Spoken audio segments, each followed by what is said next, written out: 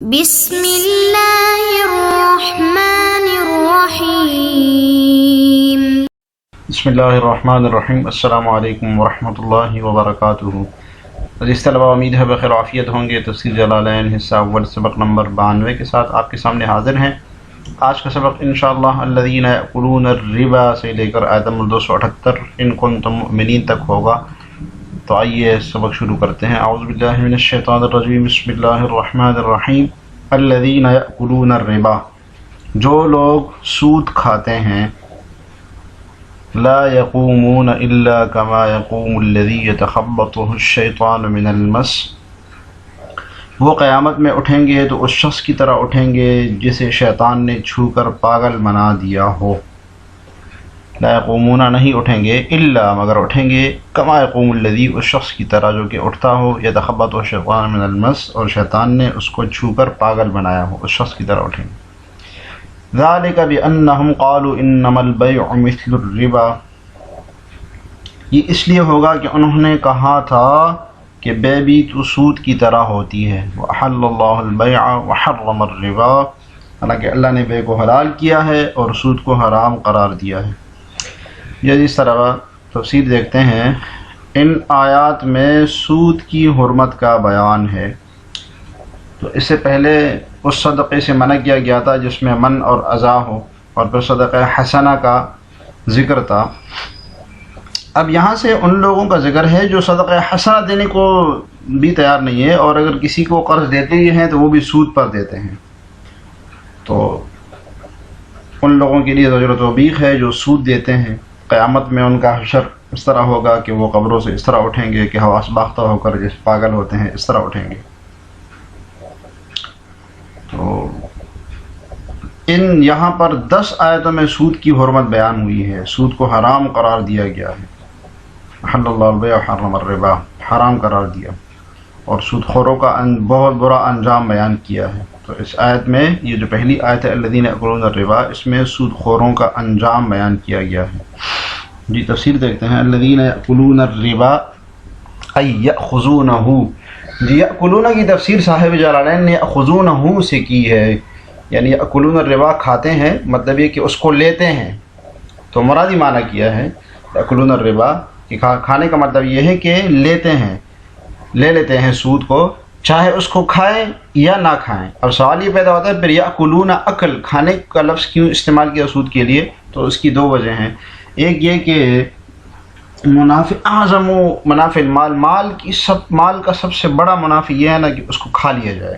تو یہ جب مال کھا لیا جائے تو یہ اس سے سب سے بڑا منافع حاصل ہو گیا، اس لیے یأکلون کا لفظ استعمال کیا۔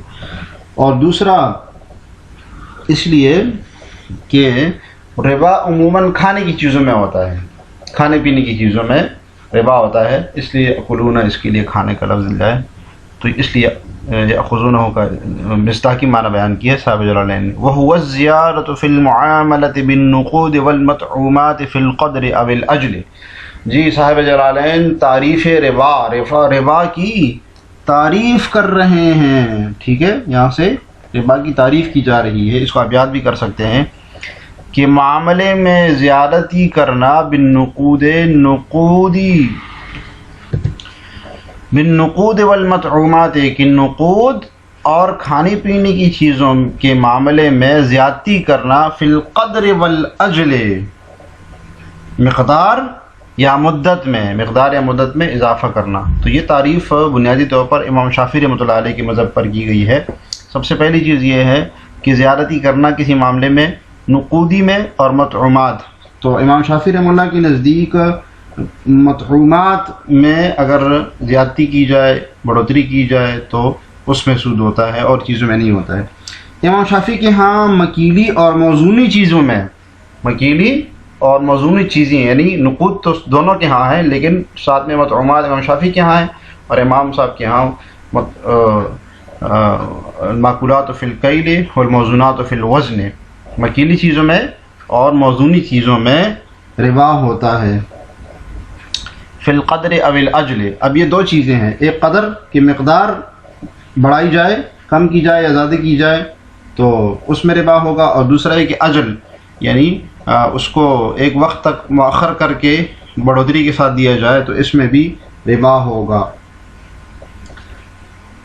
تو امام ابو حنیفہ رحمۃ اللہ کے نزدیک اشیاء ستہ 6 چیزوں میں الذهب بالذهب جو کہ حدیث شریف میں آیا ہے ان میں ربا ہوتا ہے جب اس کو بڑھوتری کے ساتھ دیا جائے، نمبر 1، اور دوسرا یہ کہ جب اس کو اجل یعنی کہ مؤخر کر کے لیا جائے۔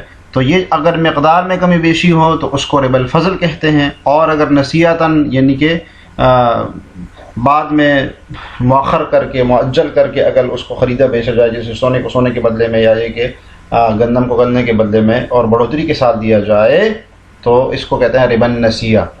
تو یہ نہیں ہے، ایسا نہیں ہے، بلکہ گندم کو گندم کے بدلے میں ہاتھوں ہاتھ دیا جائے گا، نسیۃً نہیں بیچا جائے گا، اور برابر سرابر بیچا جائے گا۔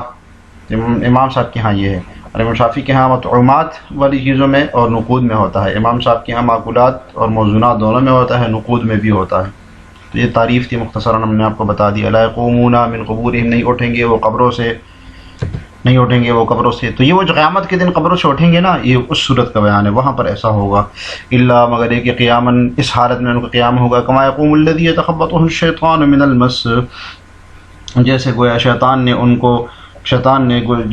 نے چھو کر پاگل کر دیا، یتخبطہ یسرعہ، ٹھیک ہے، تخبطہ کی تفسیر کی صاحب جلالین نے، یسرعہ کا مطلب ہے کہ عقل کا چلا جانا اور پاگل ہو جانا، مدہوش ہو جانا بالکل، اس کو تخبط یسرعہ کا مطلب ہے۔ شیطان نے بدہوش کر دیا ہو، من المس سے چھو کر۔ الجنون تو حاصل معنی ہے کیا ہے کہ اس کو جنون لاحق ہوگا، یعنی اظہار میں کھڑے ہوں گے کہ ان کو جنون لاحق ہوگا۔ متعلق بیقومون، یہ سب یقومون کے متعلق ہے، ٹھیک ہے، من المس یقومون کے متعلق ہے۔ ذالک، یہ کیوں ہوگا، یعنی اس طرح اس حالت میں کیوں اٹھیں گے، اس کی وجہ کیا ہے؟ الذی نزل بہم، یعنی جو ان کے بارے میں اس طرح کی آیت نازل کی ہے، کیوں؟ بانہم، بسبب انہم، اشارہ کی بات سببیہ ہے، بانہم میں، بسبب انہم، اس وجہ سے کہ قالوا انما البیع مثل الربا، وہ کہتے تھے کہ بیع تو ربا کی طرح ہی ہے، فی الجواز، جواز میں، یعنی جیسے کہ بیع جائز ہے اسی طریقے سے ربا بھی جائز ہے، تو وہ کہتے تھے کہ بیع ربا کی طرح۔ وہذا من عکس التشبیہ مبالغۃً، اچھا، وہذا عکس التشبیہ، یہ عکس تشبیہ ہے۔ عکس تشبیہ کا مطلب کیا ہے؟ مطلب یہ کہ وہ ربا کو اصلاً جائز قرار، اصلاً ربا کو بیع کہتے تھے، کہ ربا تو اصل تجارت تو کیا ہے؟ ربا، یعنی قرض دینا اور بڑھوتری کے ساتھ، جو تعریف ہم نے پڑھی ہے، اور بیع تو اس کی فرع ہے، وہ یہ کہتے تھے۔ تو یہاں پر عکس تشبیہ ہے، اصل میں ہونا تو یہ چاہیے تھا کہ بیع اصل ہے، بیع جائز ہے، ربا بیع کی طرح ہے، یعنی جیسے کہ بیع جائز ہے اس طریقے سے ربا بھی جائز ہے، لیکن اللہ تعالیٰ نے ان کا قول کیا کیا کہ بیع تو ربا کی طرح، یعنی ربا تو جائز ہے، بیع اس کی طرح ہے کہ وہ بھی جائز ہے۔ تو عکس تشبیہ ہوا ہے اس میں، اور کیوں ایسا کیا ہے؟ مبالغۃً، یہ سب سے بلیغ تشبیہ ہے، یعنی کہ جو چیز ناجائز ہے اس کو اصل بنا دیا جائے کہ یہ تو جائز ہے، اور جو جائز تھی اس کو اس کا مثل بنا دیا جائے کہ یہ تو اس لیے جائز ہے کہ یہ ربا کی طرح ہے۔ امید ہے سمجھ آ گئی ہوگی۔ فقال تعالی ردا علیہم، اللہ تعالیٰ نے ان کے رد میں ارشاد فرمایا، وأحل اللہ البیع وحرم الربا، کہ اللہ تعالیٰ نے بیع کو حلال کیا ہے اور ربا کو حرام کیا ہے۔ ومن جاءہ موعظۃ من ربہ، لہذا جس شخص کے پاس اس کے پروردگار کی طرف سے نصیحت آ گئی، فانتہا، اور وہ معاملات سے، سودی معاملات سے باز آ گیا، فلہ ما سلف، تو ماضی میں جو کچھ ہوا وہ اسی کا ہے، وامرہ الی اللہ۔ یہ اس کی تفسیر دیکھیے، وأحل اللہ البیع وحرم الربا فمن جاءہ بلغہ موعظۃ، جس کے پاس نصیحت پہنچ گئی، وعظ یعنی اس نے نصیحت حاصل کر لی، من ربہ، فانتہا عن اکلہ، اور سود کھانے سے رک گیا، فلہ ما سلف، تو اس کے لیے وہ ہے جو اس نے پیچھے چھوڑا، قبلا، نہیں ہے، یعنی نہیں سے پہلے جو اس نے کیا تو بس اس کا کوئی معاملہ نہیں ہے، الا یسترد منہ، یعنی وہ نہ لوٹایا جائے اس سے، وہ اس سے نہ لوٹایا جائے۔ اچھا، اب یہاں پر ہم ذرا دیکھ لیتے ہیں کہ سود کی حرمت کے بارے میں ہم ذرا مختصراً بتا لیتے ہیں کہ سود کا مطلب ہے کہ ادھار دے کر اس پر نفع لینا، یہ ربا ہے، جس کو ربا القرآن کہتے ہیں، کہ مثلا کسی کو پیسے دے دیے جائے ایک وقت کے لیے، اور پھر جب وہ واپس کرے تو زیادہ لے لیے جائے۔ تو زمانہ جاہلیت میں جب ربا کہا جاتا تھا نا، تو یہ معروف اس کی یہی والی صورت تھی کہ پیسے دے کے پھر زیادہ لیے جاتے تھے ادھار پر۔ تو قرآن نے مذکورہ اس صورت کو حرام قرار دیا ہے، یہ والی صورت تھی کہ پیسے نقد دے کر پھر واپس لینا۔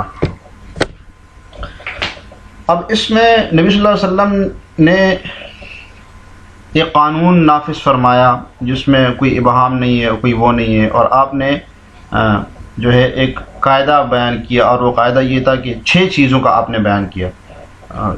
6 چیزیں کیا تھی؟ سونا، چاندی، گندم، کھجور اور انگور۔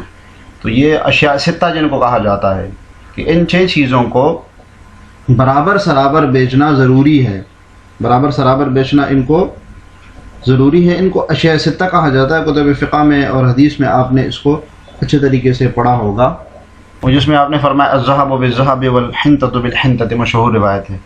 تو اس اصول کے تحت پھر اس میں وہ تمام چیزیں جو مکیلی ہیں اور موزونی ہیں وہ بھی اس میں آ گئی۔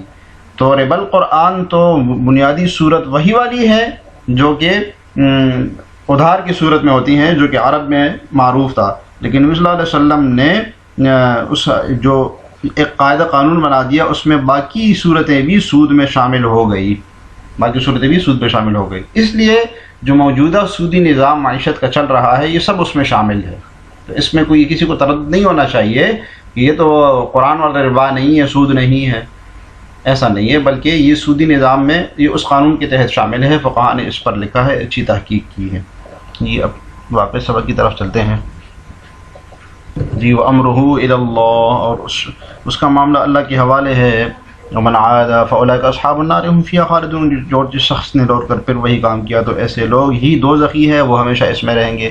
جی فی العفو عنہ، یعنی یہ جو معافی والا معاملہ ہے وہ اللہ کے سپرد ہے۔ وَمَنْ عَادَ، لیکن جو لوٹ گیا إِلَىٰ أَكْلِهِ، اس کے کھانے کی طرف، سود کے کھانے کی طرف، لیکن کیا ہو مشبہ لہ بالبیع، اس کو بے کے ساتھ تشبیہ دیتا ہے، یعنی ربا کو اصلاً حلال قرار دیتا ہے، مستحل ہے، اس کو حلال قرار دیتا ہے، مستحل ہے، تو مستحل الربا کافر ہے۔ فقہاء کا مشہور مسئلہ ہے فی الحل حلال ہونے میں، فاولئک اصحاب النار، وہ جہنمی ہے، فی خالدون، اس میں رہے گا۔ یمحق اللہ الربا ویربی الصدقات، ترجمہ دیکھیے، اللہ سود کو مٹاتا ہے، ویربی الصدقات، اور صدقات کو بڑھاتا ہے۔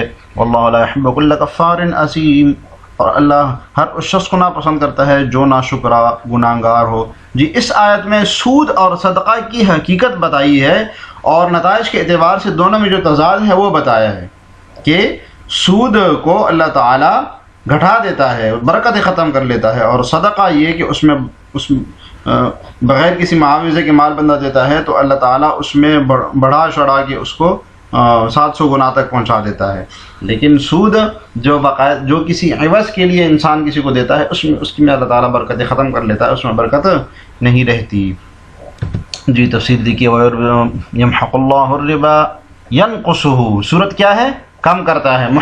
محق کا مطلب ہوتا ہے، یمحق کا مطلب ہوتا ہے باطل کرنا، گھٹانا، کم کرنا۔ النقص القصر والذهاب، یہ لے جانا، وَيَذْهَبُ برکتہ، اس کی برکت لے جاتا ہے، تو کم بھی ہو جاتا ہے مال اس سے اور برکت بھی چلی جاتی ہے، دو نقصان ہے۔ وَيُرْبِي الصَّدَقَاتِ، صدقات کو بڑھاتا ہے، يَزِيدُهَا، اس کو بڑھا دیتا ہے ایک بات، وَيَنْمِيهَا، اور اس میں اور بڑھوتری کر دیتا ہے، اس کو اور بڑا چڑھا کے پیش کرتا ہے، وَيَضَاعِفُ ثوابہ، اور تیسرا ہے کہ اس کو ثواب دگنا کر دیتا ہے اللہ تعالیٰ۔ وَاللَّهُ لَا يُحِبُّ كُلَّ كَفَّارٍ، کفار مبالغہ کا صیغہ، یعنی بہت زیادہ کفر کرنے والا، بہت زیادہ انکار کرنے والا، بتحلیل الربا، صورت کیا اس کی کہ وہ ربا کو بھی حلال سمجھتا ہے، ٹھیک ہے۔ اثیم، گناہ گار، فاجر باکلہ ای یعاقبہ، یعنی گناہ گار ہے اور گناہ کماتا ہے، باکلہ، اس کو کھا کر، ای یعاقبہ، یعنی اس کو اس کی سزا ملے گی۔ ان الذين آمنوا وعملوا الصالحات واقاموا الصلاة وآتوا الزکاة لهم اجرهم عند ربهم ولا خوف عليهم ولا هم يحزنون، ہاں وہ لوگ جو ایمان لائے، نیک عمل کریں، نماز قائم کرے اور زکوٰۃ ادا کرے، وہ اپنے رب کے پاس اپنے اجر کے مستحق ہے۔ ولا خوف علیہم ولا هم يحزنون، نہ انہیں کوئی خوف لاحق ہوگا، نہ کوئی غم پہنچے گا۔ جی اس آیت میں ان لوگوں کے اجر عظیم اور آخرت کی راحت کا ذکر ہے جنہوں نے ایمان لانے کے بعد عبادات بھی کی اور پھر جو ہے سود بھی نہیں کھایا۔ آگے دیکھیے، یا الذین آمنوا اتقوا اللہ وذروا ما بقی من الربا ان کنتم مؤمنین، اے ایمان والو اللہ سے ڈرو، اے ایمان والو اللہ سے ڈرو، وذروا ما بقی من الربا، اور اگر وذروا ما بقی من الربا ان کنتم مؤمنین، اور اگر تم واقعی مومن ہو تو سود کا جو حصہ بھی کسی کے ذمہ باقی رہ گیا ہو اسے چھوڑ دو۔ جی اس آیت کے شان نزول کے بارے میں بتایا جاتا ہے کہ اسلام سے پہلے عمرو بن عوف ثقفی، جس کا قبیلہ تھا، انہوں نے مغیرہ ابن عبداللہ جو مخزمی قبیلہ تھا اس کو سود پر قرضہ دیا ہوا تھا. جب نبی صلی اللہ علیہ وسلم نے مکہ فتح کیا اور ہر طرح کا سود ساقط کر دیا تو بن عمر اور بن مغیرہ ایک بڑے صحابی کے پاس آئے جو مکہ کے ولی تھے. تو انہوں نے کہا اللہ تعالیٰ نے تو سب لوگوں کا سود جو ہے نا ساقط کر دیا ہے، تو ہم پر بھی ظاہر نہیں قائم رہے گا. اور ہم اس شرط کے ساتھ ان کے ساتھ مصالحت کرنا چاہتے ہیں کہ ہمارا جو سود جو لوگوں کے ذمہ ہے وہ قائم رہے گا، یعنی وہ ختم نہیں ہوگا. تو یہ عتاب واقعہ نبی صلی اللہ علیہ وسلم کی خدمت میں ان والے نے بھیجا، اس پر یہ آیت نازل ہوئی کہ ایسا نہیں کرو، اللہ سے ڈرو. یا الذین آمنوا اتقوا اللہ وذروا ما بقی من الربا ان کنتم مؤمنین. ایک واقعہ اور بھی اس آیت کی شان نزول میں بتایا جاتا ہے کہ عثمان بن عفان رضی اللہ عنہ نے کچھ کھجوریں بطور سلم کی خریدی تھی. تو جب فصل کاٹنے کا زمانہ آ گیا تو کھجور کے مالک نے کہا کہ آپ لوگ جو ہے نا اپنا پورا حق لے لیں، میرے بچوں کو کچھ نہیں بچے گا، اس لیے مناسب یہ ہے کہ آدھا حق آپ لے لیں اور باقی آدھا جو ہے نا اس کو بعد میں مقرر کر لیں گے. تو اس نے گویا زیادتی کا مطالبہ کیا. تو اس کی اطلاع جب نبی صلی اللہ علیہ وسلم کو ملی تو دونوں کو زیادتی سے منع کیا اور اس پر یہ آیت نازل ہوئی. یا الذین آمنوا اتقوا اللہ وذروا اترکوا، چھوڑ دو ما بقی من الربا، جو بھی ربا رہ گیا، بس اب اللہ تعالیٰ نے اس کو حرام قرار دیا، اب اس کو چھوڑ دو. تو حجۃ الوداع کے موقع پر سب سے پہلے عباس کا جو ربا تھا نا وہ انہوں نے معاف کیا تھا. ان کنتم مؤمنین، اگر تم ایمان رکھتے ہو، صادقین فی ایمانکم، ایمان میں سچے ہو. فإن من شأن المؤمنین، اس لیے کہ مومنین کی شان تو یہ ہے کہ امتثال امر اللہ تعالیٰ کہ وہ اللہ تعالیٰ کے حکم کو مانتے ہیں.